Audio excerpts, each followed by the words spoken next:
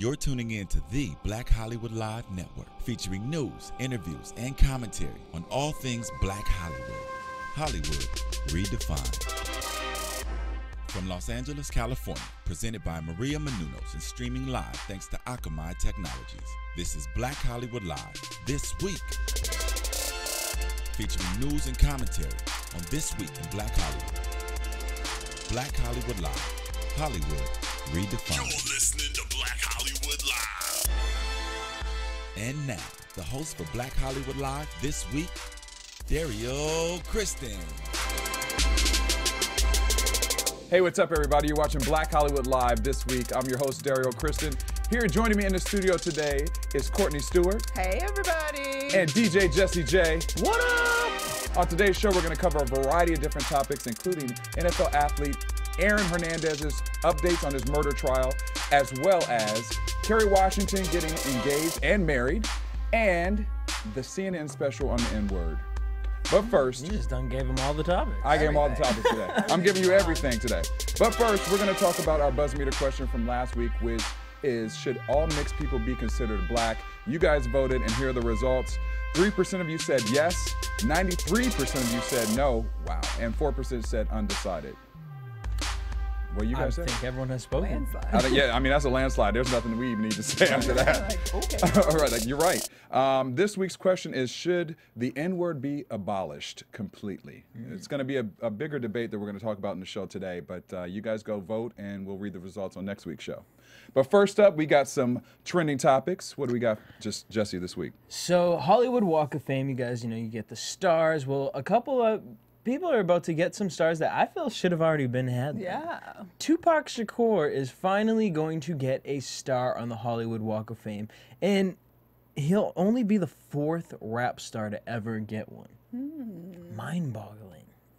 Especially because then I went back and read what you needed to get a star. It's actually really easy. You just have to have been in the business for 5 years. You have to pay $24,000. Which is kind of awkward for me, but well, somebody got to. I wonder what's involved in that fee. You know what I mean? Like, I mean, they got to buy the star and pay somebody to put it down and glue it on the ground and dig it up. And you have to be nominated in order to. You can't just be like, "Hey, I want a star." Yeah, somebody has to. So you have to be nominated. And so Tupac is getting one alongside some other people. Jennifer Lopez, who I feel like. She should have had one. Matthew McConaughey's going to get one. Comedian Phil Hartman, Orlando Bloom, Rick Springfield, and Katy Perry. That's a huge range. All right. Yeah. So I just am kind of like, J-Lo, Tupac, y'all should be working with Katy Perry's management because they already getting her damn star. Right. But I mean, that's good. I think it's great that he's getting one. It's well deserved. Madame Tussauds Wax Museum, I used to work there, and I know it's not as the caliber as the Hall of Fame, but I remember when we got his wax figure, it was a great day for me. I got to meet his mother, as well as Biggie's mother, actually, too. That was fun. His mom is great. Yeah. But yeah, so congratulations, Tupac. Unfortunately, not a congratulations to Aaron Hernandez, who's been kind of going through some ish. He allegedly is charged with murder in the death of a former semi-pro football player, Odin Lloyd.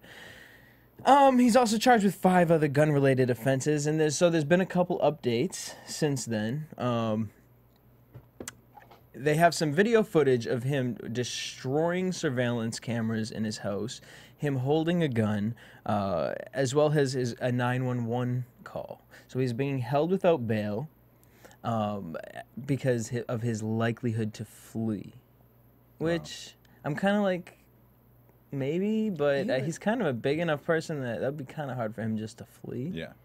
I don't know. So the 911 call was placed by Aaron Hernandez's fiance moments after he bugged out on her. Apparently, he flipped out because she was trying to stop a party that he was having, and he didn't like that too much. Apparently, she says he lost all of his he lost his mind. He started getting angry, started breaking things inside the house, flipping out. And as well as now there's another person coming forward talking about he shot him in Miami. Yeah. At a Miami club years ago, and he told police back then that he didn't know who did it, but now he's coming forward and wants his the reconstructive surgery to be paid for. God.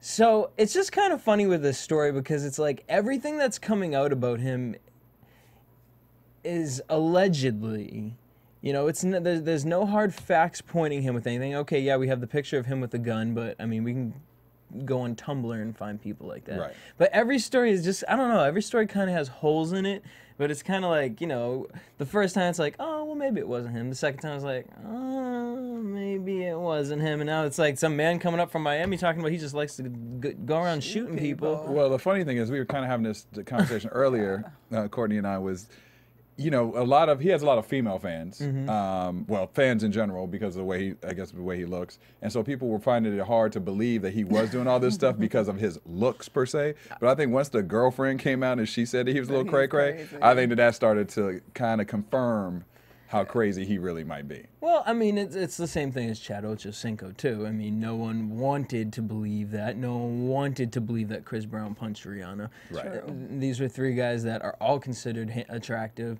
And, you know, it's just kind of like, I more so couldn't believe it because it was just the whole, I don't know, I'm from Boston. I know he's not from Boston, but I don't know. It's just really hard to kind of be like, the Patriots can't have that kind of drama on their team right now. Like, so it kind of hit me more as a sports fan for him to be doing that. But the Twitter pages are crazy with what these girls are saying about him. And it's just kind of scary because he could probably get more dates with girls now than he could before. What's crazy. Men in jail get wives, so it shouldn't be shocking. But beyond this, there's another new crave going around. It's called Hernandezing. Yeah. And so we have a picture of it. It's the infamous pictures of Hernandez holding a phone and a gun. So people are taking pictures with water guns, with irons. Just basically you have to be holding something with your phone in a bathroom. And then the other one is you have to take your hands, put them inside your white T-shirt, and put them behind your back, as you can see with the middle picture here. And that's from when he had first got arrested. I just think people are bored, and I think this is just going to lead to so many bad things because these kids are like looking for guns to do this, and I don't know. Well, unfortunately, it's sad too. I think because I mean, it's funny. I mean, we can look at it and laugh, but the message that the middle one's hilarious. The middle one is the hilarious. one with the shirt, T-shirt. I'll give you that, but it just sends out to me the wrong message to young kids because they're going to see this and think that it's funny and cool, and this is what they're looking at. And I mean, we're already in such an technologically advanced world where young kids are just able to see so many of these things that they probably should not be seeing, and it's just to me it's kind of unfortunate because it just sets the tone of kind of the future. It's like the further desensitization of something that is so serious and so not okay. It's so not okay. I mean, this is murder. You know what I mean? So it's not really funny. I mean, and it's so interesting how many really big court cases are going on right now. Yeah. I mean, who's going to win court case of the century? It is. I mean, O.J. Simpson, you better hurry up with those, what was he doing? The little college talks? The college talks. Because Hernandez is coming up on you. He's coming up on you. All right, so someone else going through a very similar situation is 50 Cent. Unfortunately, 50 Cent don't seem to really be caring about it. But recently, it's 50 Cent's birthday week, and he has been charged of domestic violence. Claiming that he kicked his baby mama in the stomach and destroyed property. Curtis denies all allegations, and he says it is important to know, or his lawyer said, it's important to note Mr. Jackson has not been arrested and there is no warrant outstanding for his arrest. We have been in contact with the LA City's attorney office and are currently conducting our own investigation into these allegations. So, I mean, 50, and at the end of the day, 50 went out. He enjoyed his birthday. He celebrated the 4th of July, and today he's actually promoting a night of live ESPN boxing, so you guys can check him out on there. Basically, what happened was there was, on Wednesday, there were accounts of him breaking and entering into his girlfriend or his baby mama's house, by the time the police got there, she called the police. By the time they got there, 50 Cent was gone, but the whole place was destroyed, and she was claiming that he had attacked her. So I don't know what kind of drama is going on. Yeah, over well, there's there. a long history. I mean, I remember Messy, it's been messy for several years. There's been several news reports about them going back and forth, especially involving the son and kind of the custody of that and child support and things like that. So, I guess the truth will be revealed. True. True I that. would hope like it's to. not true. Yeah, because I just honestly, for 50, I just kind of feel like he's a smarter businessman than that. Yeah, but As we No, mentioned, I know as we stuff mentioned, comes up. things happen. Everything's happening. Everybody has a breaking point. Everybody has a breaking point. And what portion of that is true? It might be Right. partially true. Maybe they got in a fight and he tore up some stuff, Right. but never actually touched her. So it just I hope. We're not condoning violence in any any way, way. but sometimes you snap. There's two sides and to when every there's story. a lot of buildup, sometimes you can't just walk away, unfortunately. But not condoning violence. All right, so we all know Serena Williams. Well, she made a comment about the Steubenville rape case, and she had to backtrack on it and kind of, she says she's apologized. She's actually, I don't know if she's really sincere about it. I think that she kind of felt, okay, I didn't mean to say it like that. Yeah. I don't know. It's just it's kind of weird. So basically what she said was talking about the female, well, she shouldn't have put herself in that position. Well, just for the people who don't sorry. know the story, what give us a little bit of background on what happened. So the rape case was, we've spoken about it here before, two teens who had taken this girl. She was under the influence of, what was it? Alcohol Who and knows what a else. couple other things we're saying. Yes. Raped, Possibly drugs. videotaped, and so very serious matters that have been going on in this country for how long? Yeah. And Serena said the girl shouldn't have put herself in that position, which is actually a big common thing for people to say about girls in this position that have been through stuff like this before.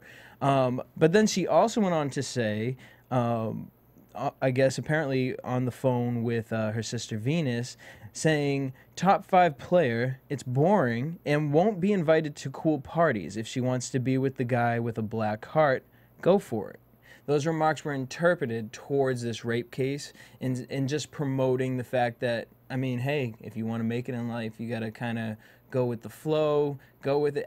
I don't know how to take it. I think that Personally, I think it's taken very much out of context, that quote. Yeah, because that second portion of the quote, I think, was a reference with an argument with her and Maria Sharapova that was sort of, they've played around and maybe made it something that it wasn't. Because the Steubenville comment, I think she was pretty much just saying, like, this girl was putting herself in a very unfortunate position and somebody should also talk to this girl. And it came across as attacking the victim. And because we live in such a one-sided, especially patriarchal sort of culture where the men sort of get off, it's very hard coming from a woman to say, like, women, you also have to take responsibility for yourself. And I think she was just sort of, she's been bashed about it, but I kind of feel where she was coming from. And I think people just didn't look at the whole picture, because you don't want to hear when a girl, because that should have never happened, whether the girl was passed out or not. Right.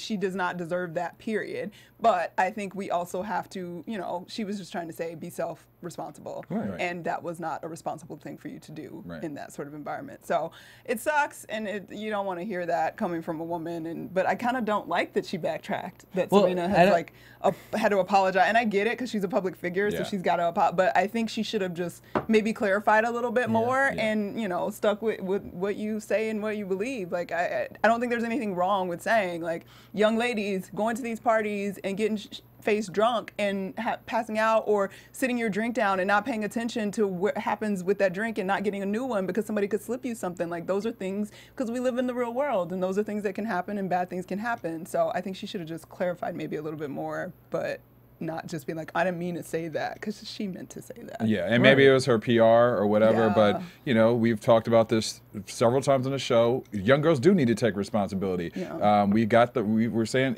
Rick Ross and rappers who talk about the Molly and all these different things that are being Talk about the Molly. Talk about the Molly, the Molly, but kids have to take responsibility as well. Young women need to take responsibility. So hopefully, I'm thinking it was probably her PR that made her backtrack a little bit. But I wish she had just stuck to her guns and just completely was able to go all the way with her statement. And just clarify, we're not absolving the men of their responsibility for that action. They were wrong. They deserve to go to jail for it and all sure. of that. And she could have clarified that and gone with it. But we live in a PR world. Her career will be fine. She'll be fine. She don't She's gotta worry still about hitting it. them balls. You know, I just like also 5,000 miles an hour. Exactly.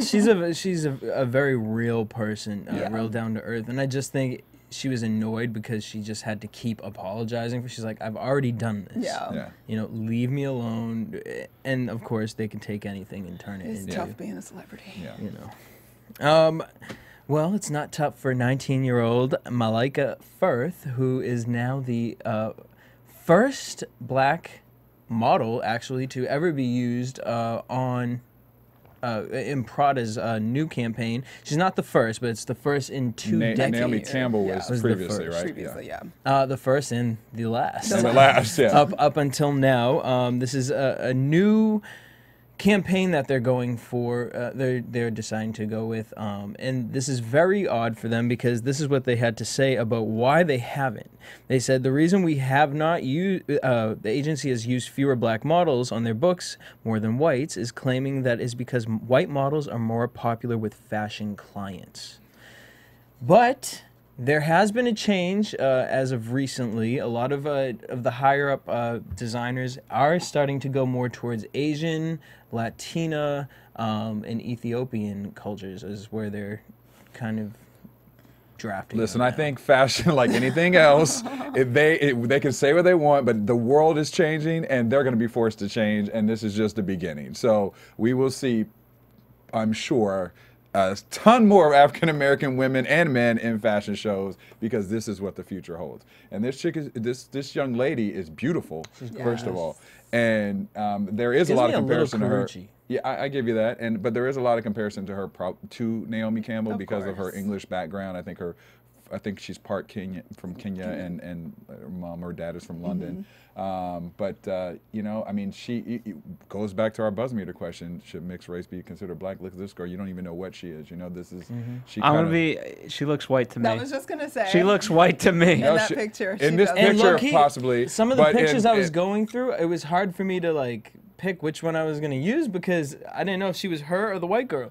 It's sort of this old trend that even in Hollywood with actresses, if you look at postings and things or castings for roles, they're really into this ethnically ambiguous thing. Yeah. So there's a debate obviously to be had about whether we're actually embracing color or we're attempting to Kind of mask it. kind of mask it and wash out and say that we're embracing color because we have something that's not white, but it's not really a significant move towards like what a black woman, so to speak, Looks like. actually looks like. Okay, I Because can the things understand that we that. embrace in terms of beauty and things like that, like it's still lighter skin, it's still a narrower nose, it's still narrower lips, which are not necessarily features of the, you know, what we would embrace as beauty in black women. So I don't know that it's that big of a step, and I don't know that it's really going to change very much. And I think that in the end, we're just going to be trying to wash it all out and never actually address those separate issues of black versus white or whatever and actually embrace blackness.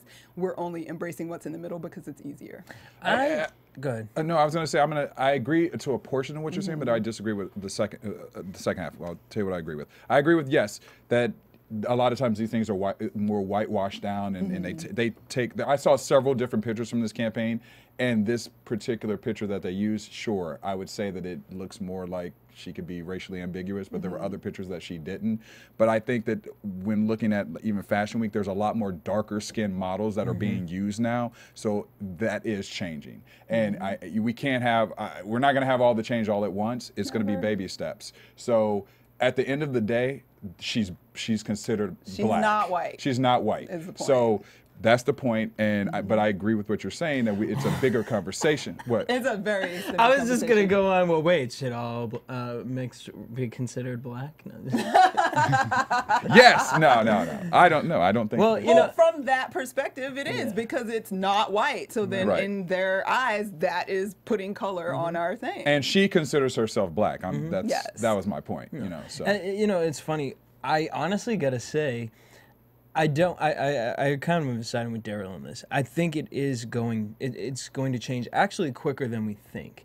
Reason being, honestly, I really believe Kanye West has changed the fashion game. I honestly do. I mean, he's friends with the top designers in fashion, and prior to that, Diddy changed it really. I mean, Sean John changed the fashion game. Russell, you know, but as far as like coming. couture, high fashion, Kanye really rocks hard with these people. And I mean, to look at A$AP Rocky, who has been, you know, used for Vera Wang as one of their top models, like, and Courtney saw who A$AP Rocky was.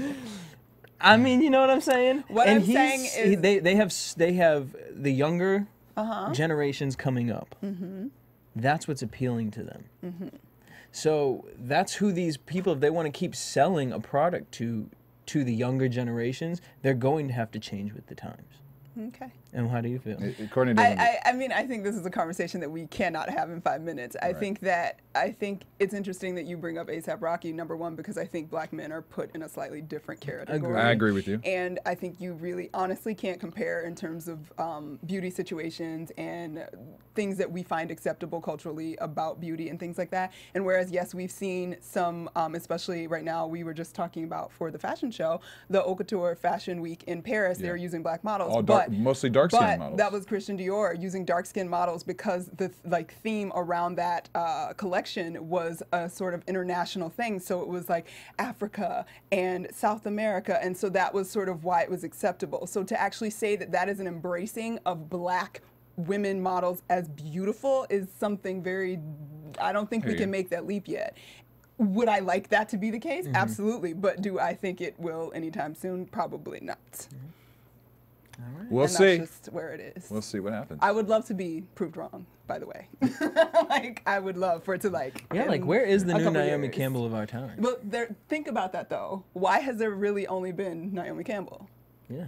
Well, there was Tyra. I mean, after Naomi. but even Tyra sort of moved into commercial modeling Like because as far as like model, like Naomi Campbell in slayed terms it of as like a model. Right. high fashion model, and Tyra talks about that previously, how that's why there was tension between her and Naomi, because there's only room, they only make room for one most of the time. Right. And so the other one gets the other ones, because there's Chanel Iman that's doing things, and like there's a few other black models, but it's just an interesting conversation that's quite complicated. But I know we're going to go into another subject, one last thing. But isn't the word supermodel has changed through the years? Because in that time of Naomi Campbell, they had their elite five, or you know, the Cindy Crawfords, Linda Evangelista. But now the supermodel term is not the same. There is no supermodel. They're not as common in the household by their name. I mean, Chanel Iman is an exception to the rule. Giselle, you know, those, but there's a few, but it's not like it used to be. I think it would honestly have to take a darker skinned woman to come out and really slay it for the word supermodel to come back. Yeah. Because she, you know what I'm saying? Yeah. Grace Jones, round 3. Yes, exactly. It's coming. One day. On that note, I think our... There we go. Oh. I was like, what was that? Hello, everybody. Angry white guy in the booth here with a message. You want to support the black community because Courtney is a producer of a movie called Adventures of Serial Buddies with all white folk in it. That's right. She done changed the game. There's one Latino in it. Maybe. Gian? Oh, yeah, Gian Molina. Yeah, I was going to be like, wait, he's not? Yeah. So anyway, Adventures of Serial Buddies is a comedy produced by Courtney and myself, actually, and, of course, Kevin Undergaro, Maria Menounos. And it's out on iTunes, available now. Check it out. It's got Henry Winkler, it's got Beth Bears, Maria Menounos, Gian Molina as the token Latino guy. Who else did I miss? Christopher Lloyd, Christopher McDonald, Artie Lang, Kathy Lee Gifford. Look at all these white folk Maria in the movie. Menounos. It's all your favorite white people in one place. All in one place. Adventures of Serial Buddies. Go to serialbuddies.com if you can't find the link. It's for the price of a Happy Meal. You get a great movie. The first serial killer comedy of all time. Oh, yeah. All right. Thank you, That Phil. was great, Angry white Phil. man from the booth. That was great. I love the burp at the beginning. I love as well. for the price of a Happy Meal. For the price of a Happy Meal.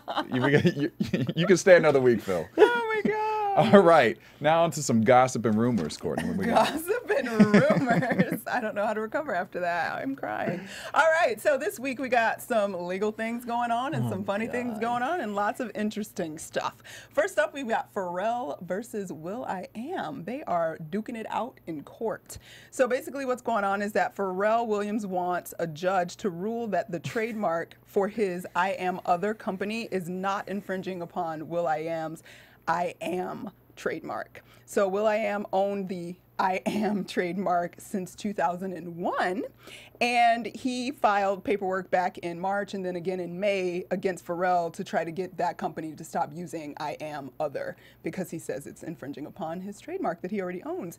And will.i.am uses I Am for his businesses, including his charity foundation, I Am Angel, and right now Pharrell's I Am Other is producing the hit web series Awkward Black Girl, which is great. You should take a look if you haven't seen it. Yeah, it's pretty good. So they're still in court trying to work that out. Hopefully they will. I mean, I guess I kind of see. Well, is Pharrell's I Am Other. I.am? No, his is I Am Other. And that's So then where's the comparison? I I mean, just get- because it has the same letters? I They're mean, in a similar lane because I mean, in the end, it's will.i.am, so it's I Am capitals, Yeah. and then his is I Am Other. So it's I can see from a company perspective, they sort of roll in a similar lane professionally. Like that could get confusing. Like if I saw I Am Other, I would maybe think will.i.am. I can see that, owns yeah. But So at the I same get time, it. rewind back to, I can't remember what the ad was. I think a whole bunch of celebrities did a video for it, but they all wore shirts. It said, I am gay, I am straight, I am bisexual, I am black, I am... So to say like I own I am, right, yeah. is weird, and I feel like he's being a baby about it. Now, if Pharrell had said I.am, because when will.i.am uses it, it says I.am, because will.i.am. Well, not for his Angel Foundation. It's not that? No. Really? No, because in the end, it's the trademark. Like, regardless, like for trademark laws, they're very specific, and in terms of where they are professionally, they are in very similar. They run in Yeah. very similar spaces. So for that to be confused, I can see where he may Do you have a see case. will.i.am winning? I don't know. I mean, I would like to think like no, but then I'm like, Pharrell, why don't you just change it? Yeah. I was going to I'm say, like- Pharrell, why don't you just change the name? You know, I don't get why Pharrell's using that. Yeah, just maybe be like- just to kind of poke I at feel like him there a might little. be some underlying beef I that we wonder if just you don't could know do like. about. But I just I'm feel like other. Pharrell's not like that. Could it just not be? I don't know why I am? feel like It's because you got the shades on. You got Just the feel Pharrell like- shades today, so I you know, just I'm feel feeling like Pharrell you just feel like today. you channeled your inner Pharrell. Yeah. I mean, obviously, sometimes what happens with trademark, especially, is like people are, if you're Googling, you're trying to sell things, and some things get crisscrossed, and you lose business because of that. Yeah. So if he's got proof of like some lost businesses and things like that that are called the Pharrell thing is causing a problem, like he probably has grounds for it. will.i.am is so shady. Well, this is I his year question being in will.i.am court. sometimes, but the day that Pharrell had put it out there, hashtag I am other, will.i.am started doing all these I am hashtags. I am red, I am yellow, I am black, I am this. He like, Yeah. Will. He's being a little catty about it. He is being But very it's business, it's don't money, so, you know, they're still in court. Hopefully they'll work it out. I don't see why between the two of them they can't figure this out fairly easily. But, you know, ish happens, the court will decide. Go That's what produce we a have it record for. together. That's what. Yeah, And call it I Am. that would Call it I actually, Of Am. the two. And just Would split be the great. split the money in half. Split it down the center. Exactly. Next up, we got a player balls.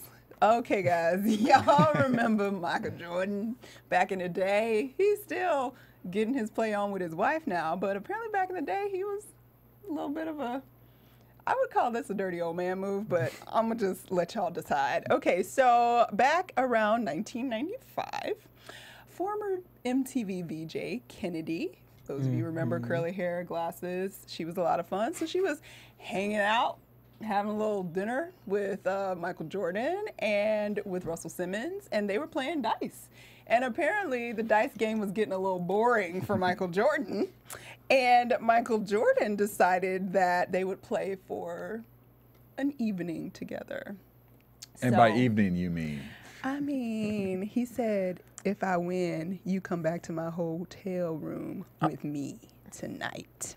Now, That sounds like an Enrique Iglesias song. Come back with me tonight. Okay, so, but of course, Kennedy was said she was freaked out because at the time she was a virgin, and she imagined, this is quoted in her new book, Kennedy Chronicles, she quoted saying that she was scared because she imagined that MJ's giant penis would eviscerate her from the inside out. So she asked if she could play for New York Knicks tickets instead. And that's when Jordan allegedly reminded Kennedy that he had a wife and offered her Nets tickets as a consolation prize. Okay. So there you go. Michael Jordan hitting on girls, which we already knew he was making the rounds in the 90s. I'm mad that Kennedy's first thought wasn't, oh wait, he's married. Oh, and he's has married. She kids. said he would His penis would eviscerate just me. rip my up. Although imagine being able to say, I worked on MTV and lost my virginity to Michael Jordan. That's kind of... That's not kind of anything. As a girl, you would be like, I'm a virgin. Oh my God, Michael Jordan's huge. No. No. I mean, how do we know what his size is? Okay, well, you would imagine that it's not. Trust me, I've imagined a lot. And And it don't always come across the way don't that you think it's going to come I across. don't think that's the conversation we're having, Jesse. This is going south real quick. Yeah. Oh, But I Lord. understand where she Real was coming talk. from. But the Kennedy Chronicles is available. Check that out. And maybe she's got a few more stories up in there. But Oh no, I didn't realize this was all because a book is coming out. yes, Yeah, of course, it's because the book is coming out. She slept with him. Oh, I you believe think it. so? Yeah, I think that is. I don't think she wanted to be eviscerated. I don't think she did it. Speaking of evisceration, Ruben so Studdard mad would like at to her. eviscerate the fat off of his body. He is going to be the first famous face to join The Biggest Loser. So smart. So smart. And he was quoted as saying, I've never had an issue with my weight, but my family has a history of high blood pressure, diabetes, and heart-related issues, things I don't have to deal with yet because I'm young, but I don't want to be worried at 40, and if I don't fix things now, I will be. Good for him. Good for him. He's 35. Tyrese would be happy. I don't think, boy. I think Tyrese would have some awful things to say. Really, I think About he'd be Ruben. happy that he's He would, going. he would bash to him work first. off. He was angry at the fat people. Well, you got to remind people, Jesse, what Tyrese Well, has said Tyrese previously. hates fat people and thinks they're disgusting, and I can't even think. My mind doesn't even go to the negatives that he spoke about fat people, so I can't bring them up. But whatever the most horrid words that you have in your vocabulary, that's what Tyrese thinks about fat people. Yes. So, but he thinks that if you're working towards a goal, which Ruben is going He's to be working doing, towards it. I think this is a really smart idea for him because I will say this. I loved Ruben when he won American Idol, but he 2003 is Velvet Teddy the Bear. worst American Idol ever.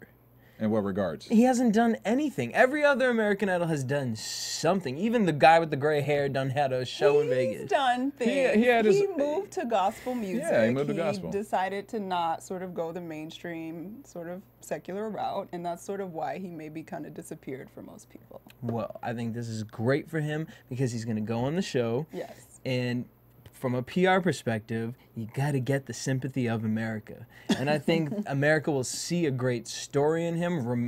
He'll remind us like what he sounds like to middle America.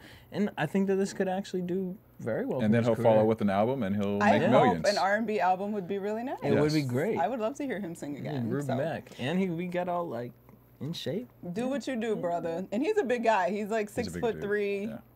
He's over 400 pounds at Yeah, his like worst he's a point. big brother. So he's a big dude. brother, So yeah. good luck, Ruben. We'll be watching. Next up. You guys can watch the after show at AfterBuzz TV. True Don't that. call. There you go. All right. Speaking of interesting topics. Courtney is so excited to talk about this. I just love this story, and because I find it so shocking still. Miss Portia Williams, formerly Stewart, aka Cordell Stewart's former wife of the Real Housewives of Atlanta. So of course he filed for divorce earlier this year after less than 2 years of marriage. It was all a shock to all of us. Even Yep. Portia. Even Portia. Even Portia. So they've been battling out in court. We've had all the rumors circulating about him locking her out of the house and her having to live with her mom and not having any money, and it's so tragic and it's awful. Well, guess what? They went to court, and Fulton County judge has now awarded her $5,000 in spousal support, but only for 3 months.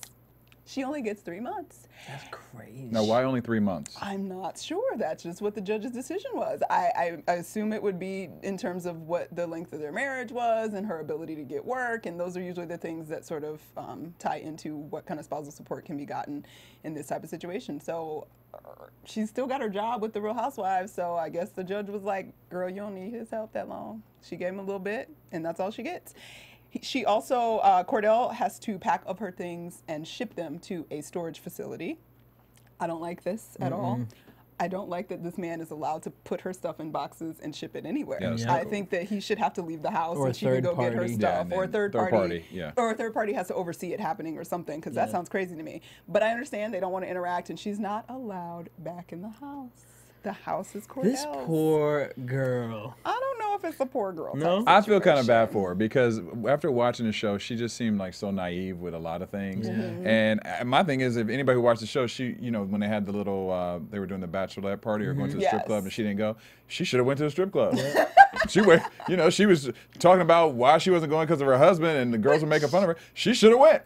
She might have had an So wait, experience. why do you want to think- go to the strip club? Why do you think that this isn't a poor girl situation? It's not a poor girl situation because Boo has a job and she's getting paid decently compared to the average woman Yeah. making money. She has a decent salary working on the Real Housewives of Atlanta. She comes from a family that has some means. She's not destitute. Her entire family is in that city. They were only married a year and a half. You're not entitled to that man's like life's earnings. Oh, that's agree. not I why don't I'm believe saying in that. poor her. I'm saying And- poor her more for the marriage I part. mean, the marriage Because part. she seemed like she was really like, this gonna be my husband. We gonna be pretty together. But that may be part of why it Well, needs yeah. to be over, because that was something. She was not a woman that I don't know her, but she did not seem to have come into herself as a person Right. at all Until she was on the show. Until she was on the show, and maybe this is the best thing that could have possibly happened. And to it's her. also the reality show curse of relationships. It just adds to the but list. I agree with Courtney. I think this is going to be the best thing. Yeah. Because just imagine, because she was the one that Nene was talking about if you watched the reunion,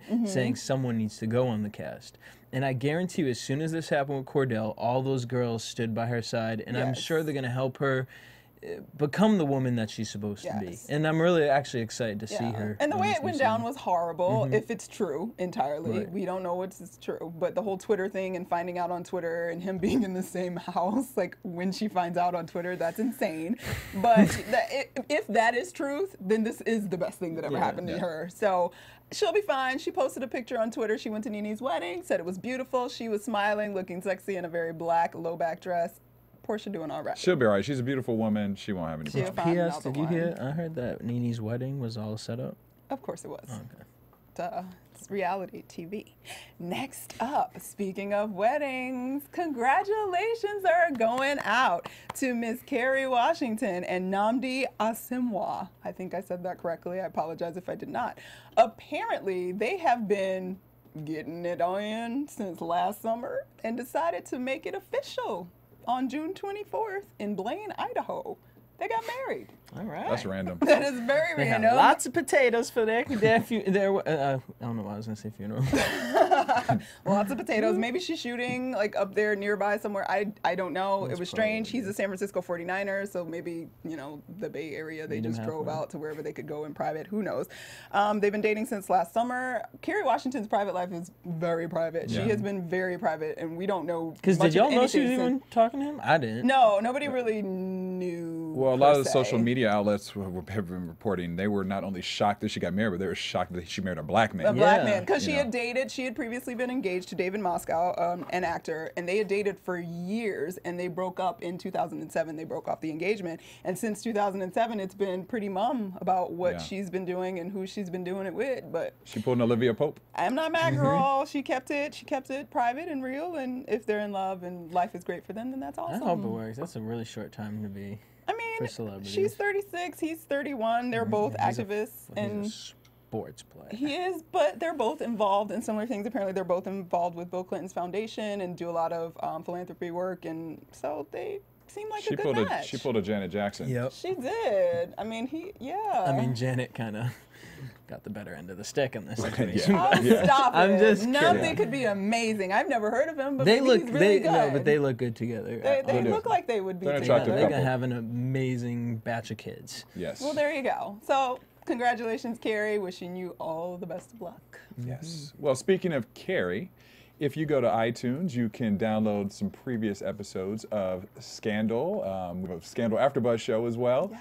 And also you can go there and check out our Black Hollywood Live shows. We have Black Hollywood Live Stand Up, Sit Down. We have Portraits, we have Next, and we have This Week. And we also have a new fashion show. So we would love for you guys to go there, rate and comment, let us know what you like. If there's something you want us to change, we definitely pay attention to all of those comments because we want to continue to improve the shows for you. So definitely go to iTunes, rate and comment our shows, and we'll take note of all the feedback. Sure. All right, this week in Hot Topics. Well, have you guys heard about the new special Don Lemon is doing on CNN? It's an N-word special.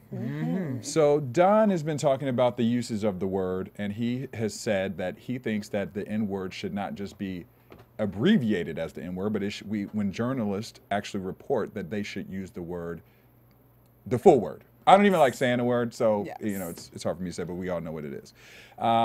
So the special's coming on CNN on Monday night and is going to kind of give an overview of that.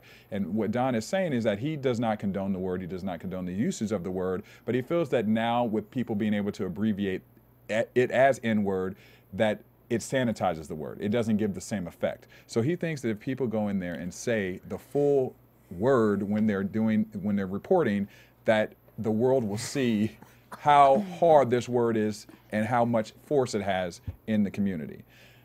I get what Don is saying. Absolutely. My problem with it is that we already use the word in rap music, and I feel like if journalists start reporting the word, that they actually will make it, people will feel like it's okay for them to say all the time. Please tell me if Katie Couric comes out and uses the damn word, that won't be replayed to a music video on YouTube. It'll be like, hey y'all, like no, no. It'll be looked at as a joke, and it will bring the word out so much that it will be watered down. If everybody is using the word, it will be watered down, and then it will be in our vocabulary, period. And then it's done at that point. I just think that's ridiculous. No. I mean, I agree. I mean, it's just, like I said, I get the effect of what he's trying to do, because it's something that when he was actually being he was on CNN and was being reported about the special that's coming on Monday, and he used the word during that report, and the effect of how it was used really, it was crazy. It really set the tone of the interview. And I get what he's doing. I just, like you said, I think that if it's utilized too much, that people will think that it's okay to use it, and it will show up in all these weird places, riots, and I just think it, But I'm interested to see the special, though. Yeah. I want to see what he's going to refer to, and really how he explains why he's come to this decision. How do you feel? Well, I know he mentioned before, he was saying that the reason that we don't embrace the actual, like, I guess you call it pain of the word, is that we no longer link it to what it was linked to. Right. So he was talking about, like, during slavery and during the slave auctions, how they would, refer to this, not a person. They would use the N-word. And then when the gavel goes down, sold for 15 cents, this N-word, and the person goes off of the block and goes to their new owner. Like, we don't have that collective, because it's not our memory anymore, and it's so far removed from us culturally that we just don't sort of think about it that way. And he feels like if people have that in their heads, maybe it'll have a stronger effect, because with us just tossing it around and saying the N-word and pretending to be politically correct, and then having rappers changing it to an A on the end of it to make it hard and make it something powerful, like, we're not using what it was for, so that we have a connection to what it was actually used for, so we actually feel that pain and think about it more. So I don't know that I don't necessarily personally want to see reporters saying the word, but I think on some level maybe there is something to that, because this whole idea that we're pretending like it's not said and that it's not being used horribly in certain places, like the shock of Paula Deen and all of this stuff, like, we're not changing anything, nothing's been fixed, like, this word still has a major effect on our culture. For sure, and yeah. we're somehow, I don't know. So I don't know if to like put it in our faces like that is really going to do anything, but would it not? I mean, maybe it would do something interesting that we should see and see what happens and goes from there. Well, my problem with it, though, is still is going to have a divide, because if reporters start using it, and then we have, you know, like you said, Katie Couric, who starts using it, black people are going to be in an uproar about it, right? And not just black people, just people in general who don't want the word used. But then we're contradicting things, because then we still can use it in music, or people are using it in music. You know, I think we just need to just abolish the word, like we use in our buzzer meter question today. Yeah. We need to abolish the word completely, because it's not going to be, people are always going to have a reason on why they can justify using or not using the Well, word. the younger generation, I feel like, doesn't have that emotional tie to the word, or to even understand what happened Yeah. with that word. So now they hear it, the first time they're hearing it is from someone like 50 Cent, or their favorite artist, or watching their favorite movie. I mean, even still, I'm still shocked to this day. And I mean, I understand the shock factor, because even when I watch movies on BET and they don't bleep the word out, Yeah. I'm like, oh, okay. Yeah. All right. Y'all Yeah, done it's bleeped uncomfortable. out. Y'all bleeped out shit, but y'all didn't bleep out that. Right, Yeah. exactly. Yeah. But I guess it also goes to, if you're saying to abolish the word completely, I think the argument against that would be that whole idea that you can't know where you're going until you Right. knew where You're you came erasing- from, you're erasing and the history. idea that we already know the younger generations don't have that emotional attachment, and I think that's part of the problem. Yep. We don't pass, and not to say that you're supposed to pass pain along and constantly hoard on No, it. but educate. But it's an education situation, and it's not like, and I don't want to make this, because, you know, they're always arguing about the black folks, what they went through versus the Exactly. Holocaust and all of that. But that's a collective memory that for things like that to never happen again, we have to be aware and really know what that meant, and really know how that affects and still affects us. And to take the word away is not necessarily us actually diving into what the freaking problem is and what the issues are that still surround black people in this country in general, because of that word and all the things that went along with it. Right. You know what's so crazy is, it's funny because I use the same reason for that is with the word faggot. It's such a nasty word, and I don't know if it's just me, but I don't really take offense to it. If I hear it, I just kind of, oh God, whatever, you know, let it kind of go over me. Now, if it's used in a derogatory way directed at me, that's totally different. As Right. far as using the word, it's just like ignorant, you know. And it's just interesting with certain words, because I'm like, okay, well, so what are the news reporters going to be on there talking about he called her a faggot, he called her a wetback? It's just like, Right. now we're just going to be, you know, they all have equal. I mean, to be honest, really one doesn't have a stronger hold over the other one. We're giving this word so much power. I agree. Yes. We don't sit around there Yeah. talking about the F word, Right. the dub. You know what I mean? Like, I just think it's so much power. I don't think there's enough education, and I think that is something that the schools should be explaining. Yeah. And I go right back to growing up with Native Americans. Nobody knows about what they go through to this day, and that's just a whole nother topic. But it all starts with education. Yeah, we learned about slavery, we learned about this, but We learn the watered down Yes. versions The of watered down everything. version, And yeah. at some point, if we're ever going to address all of this stuff, including what this country, the Native American experience and the black experience in this country, like none of that I think will ever get No. fully overcome in a way that we want to live in this colorblind, so to speak, society where we appreciate everybody for their differences, but we also can love past the differences. Right. It's never going to happen if we don't actually really know and understand what happened, why it happened, why certain things about what happened continue to happen, because we're still in denial. Like, Yeah. oh, we're all good. Like, I mean, we got a president. Right. Things are great. Right. Things are great. Well, let me ask you guys this question, because we focus so much on this N word, but another word that's come up that has a racist tone to it is the word cracker. It was brought up again this week, recently in the Trayvon Martin case, because Rachel Jeantel, who was on the phone with Trayvon right before he was shot by George Zimmerman, she said that when Trayvon was explaining to her what was going on as being followed by George Zimmerman, he said, "There's this creepy ass cracker who is following him. So now this word has come back to light. Now, for people who don't know the definition of what cracker is, I'm going to give it to you right now. This is what I found. Saltine. No, Yeah, exactly. And we're not talking about saltines. All right. The word, it comes from the 18th century. It refers to poor whites who were partially inhibited in the frontier regions of Maryland, Virginia, and Georgia. It also refers to lower class people and a person with a criminal disposition. Now, I've heard cracker several times growing up. My family's from the South. To me, it does not hold the same weight as the N word. Nope.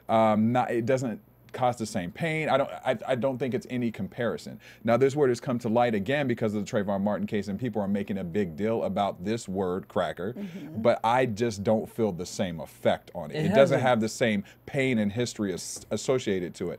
I'm not saying it should be used, but I'm saying that it does not have the same association with it personally. The word cracker was never intended to take away somebody's humanness. Right. It was almost like a classification, and nigger was. Yes. It was meant to dehumanize Yes. people. So I think to say that those are the same and pretend like they're the same, it's just a joke. Well, I've been in a situation where because to me, it was never educated on the word cracker. It was more of a joke, like, yo, what up, cracker? Like, Right.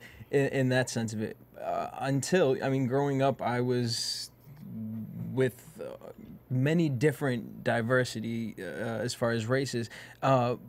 But I do remember there were situations where I have been called a cracker before in a room where you kind of like, I'm the lightest person up there. Right. And it does. It does. But you could replace it with any word. You're Right. being singled out. And the idea of it was, you're not saying to me, yo, what up, my N-word. You know what I mean? Like, they're taking the same mentality as the N-word and using it towards that. And I get it. And I get the power, but that's still the power from the N-word that they're just transferring into another word. So if you don't like the word cracker, then you shouldn't be using the other one as well. And I think that it's just, they're trying to use the word cracker with the Trayvon case to make a racial thing and to build a Trayvon. They're trying to build a case for George Zimmerman. Yeah. And they're trying to show ridiculous. that there was Trayvon was racially aggressive and driven, which is crap, but that's, that would be another whole 30 minutes. And technically, George Zimmerman wouldn't even be a cracker. Exactly. Right, he's not. Exactly. Right. Exactly. All right. Well, another story in the news, which is involving a lot of racial tension, is CBS's Big Brother has been under fire because several of the contestants on the show have been caught on their live feed using racial terms such as the N-word, and also using some homophobic terms and racial terms against Asians as well.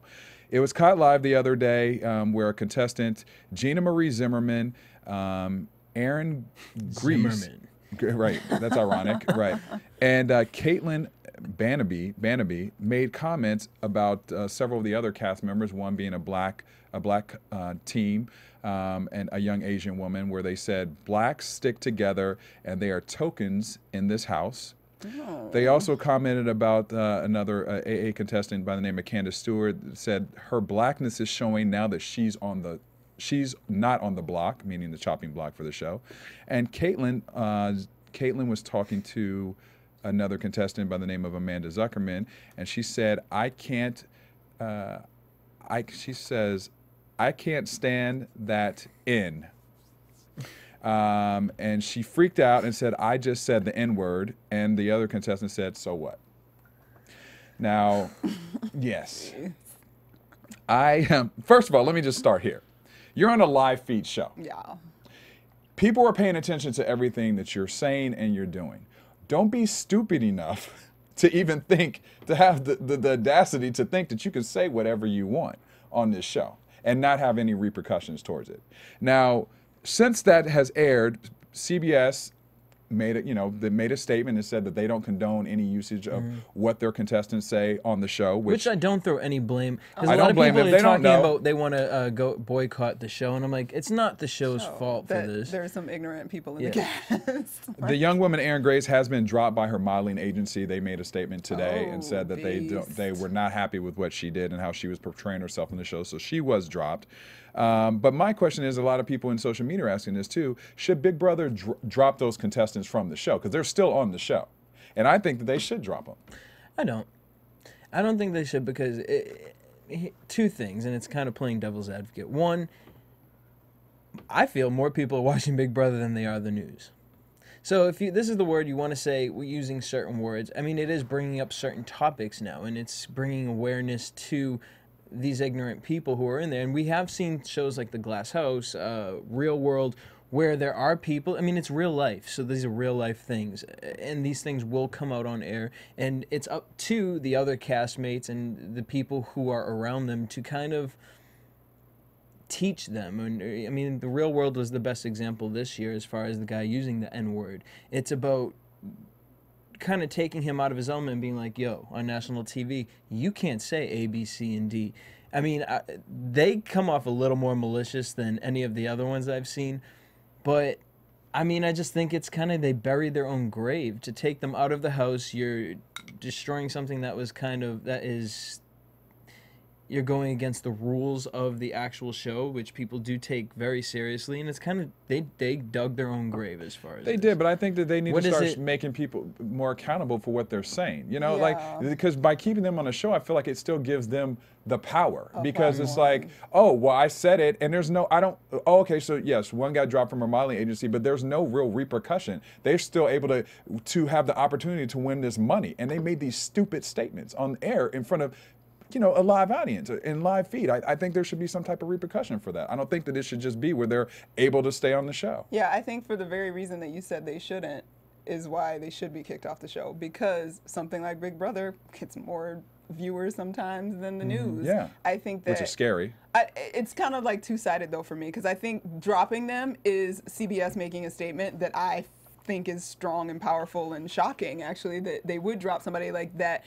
Having that ignorant speech is something that's in you because you did it just hanging out around the house. Like, there was no provoking. Like, you weren't, like, you were just in a situation where that is a part of your person. Like, that is what's inside of you, and that's what came out on camera.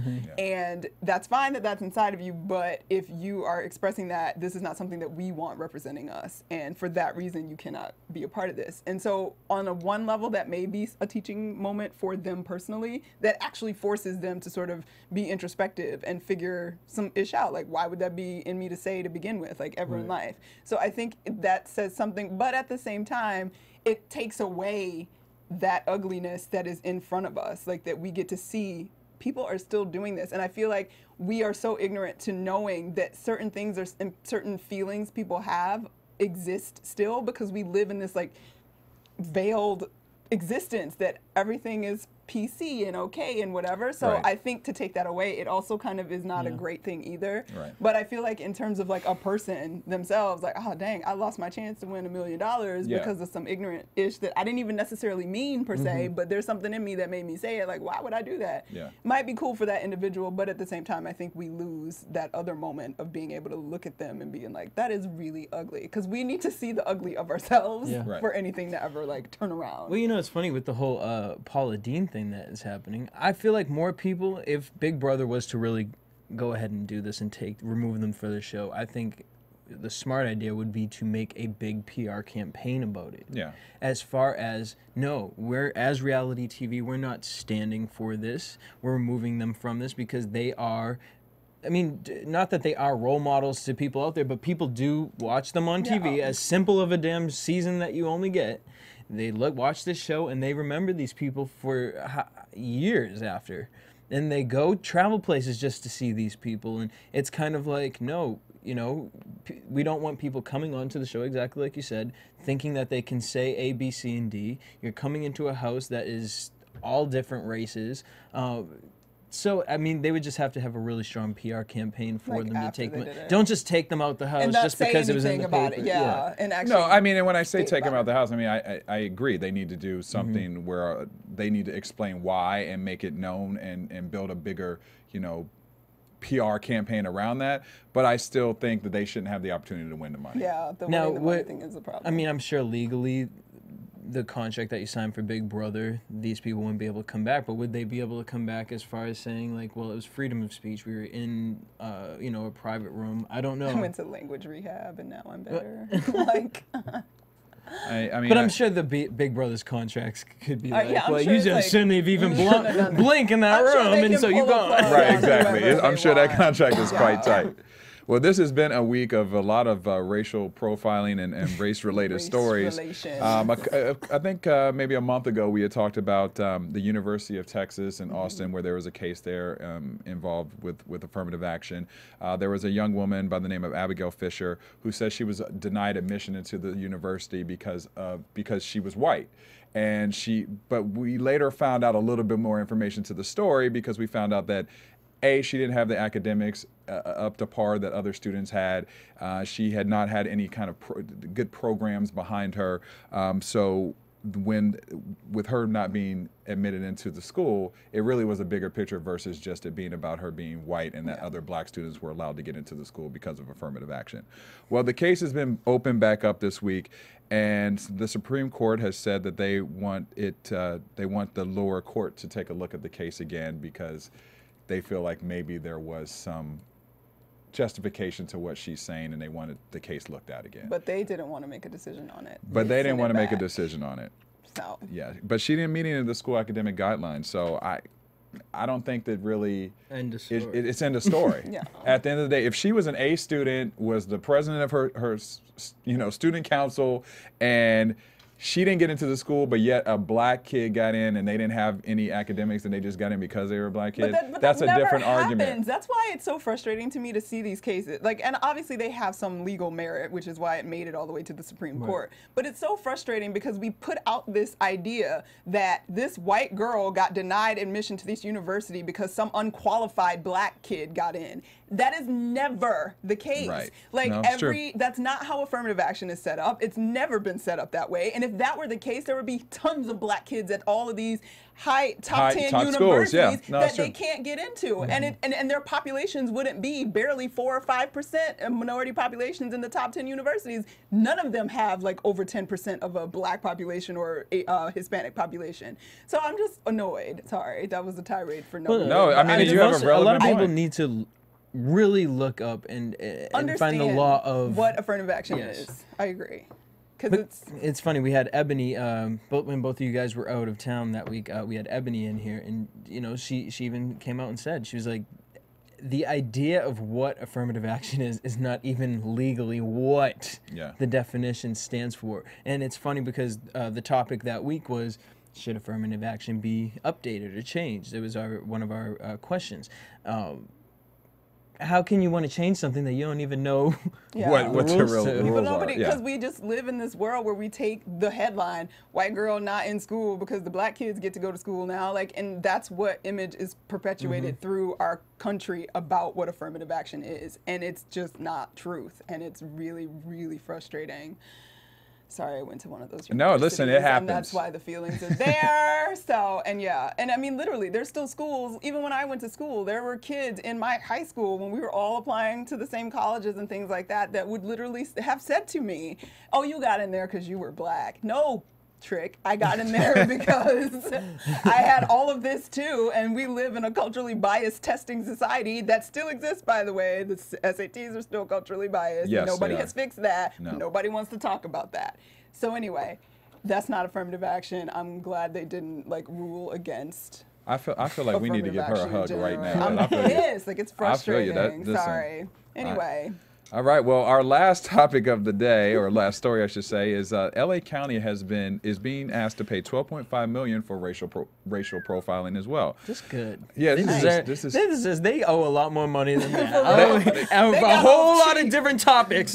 They got off cheap. They got off cheap, exactly. Well, there have been claims and reports that the sheriff department has engaged in racial profiling against black residents at a public housing in Northeast LA. As many as 9 deputies would show up accompanying the housing investigators during routine checks, and they would have guns drawn, and they would intimidate That is so the messed residents up. that were there. They said they had unnecessary stops and seizures as well.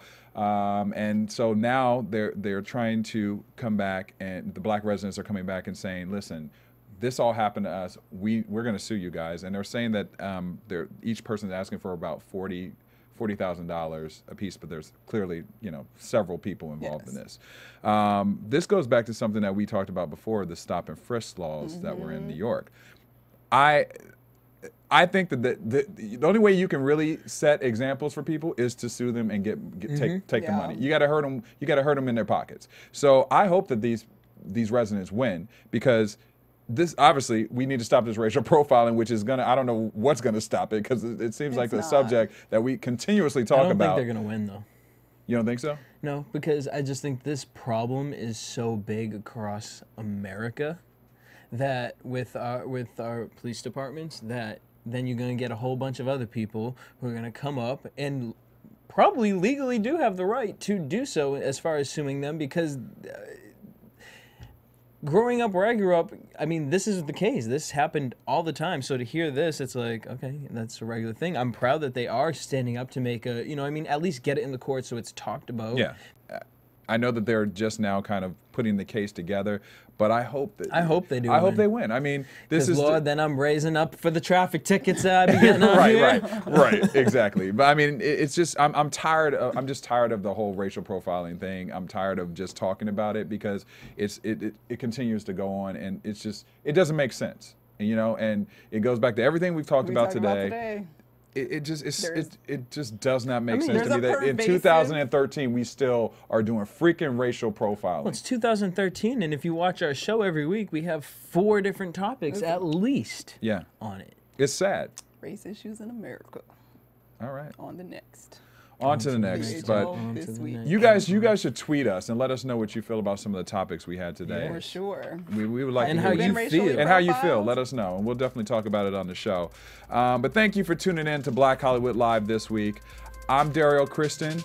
You can find me at Daryl Kristen on Twitter and Facebook. Courtney, where can you be found? You can find me on Twitter at Stuart Starlet. And she's on Instagram now, people. I had to. All right, I'm getting there too. Just follow me at DJ Jesse J on Twitter. Definitely check out our site. Let us know what you think. Tweet us. We want to hear everything that you have to say. And we will see you next week.